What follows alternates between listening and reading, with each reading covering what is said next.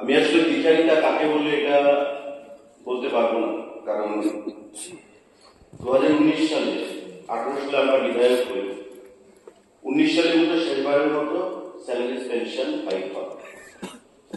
তো যেদিন হাইক হবে দিনটা এলো, বাইরে লবিতে বসেছিলাম।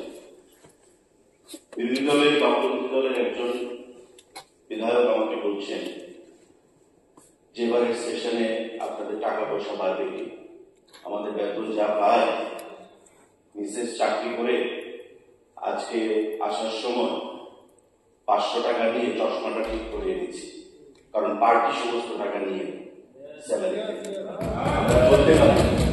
এবার বাড়বে কিনা কিছু বাড়া আমরা তো বলতে পারি না। সেদিন বাড়ল। এই চেয়ারে বসেছিলেন প্রাক্তন মুখ্যমন্ত্রী মানিক সরকার, লাভ দিয়ে উঠলেন। এগুলো হচ্ছেটা কি? এটা মানি না। একই পায়গা, এই হচ্ছে সেই হচ্ছে, কর্মচারীরা পাচ্ছে না, চাকরি নেই, বাকরি নেই, খাওয়ার নেই, অন্ন নেই, বাসস্থান নেই, ওয়াকআউট করে বেরিয়ে গেল।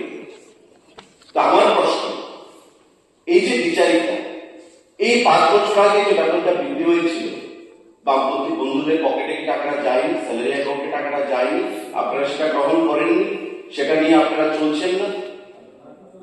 এই বিচারিতার মানে উদ্দেশ্য, যে বন্ধুটি আমাকে বাইরে বলবে যে বাড়বে কিনা একটু বাড়া, পার্টিতে থেকে আমরা তো কিছু বলতে পারি না, উনি সহ ওয়াকআউট করে বেরিয়ে গেল। আমাকে বললেন এক কথা বাইরে, ভিতরে এসে আরেক কথা। আসলে মিডিয়া আছে, মিডিয়ার কাছে বোঝাতে হবে যে আমরা গরিবের দল, বাইরে গিয়ে মানুষকে বোঝাতে হবে আমরা প্রতিবাদ করেছি, প্রতিরোধ করে চেষ্টা করেছি, কিন্তু আমরা কি করব? শাসক দল সেটা করেছে।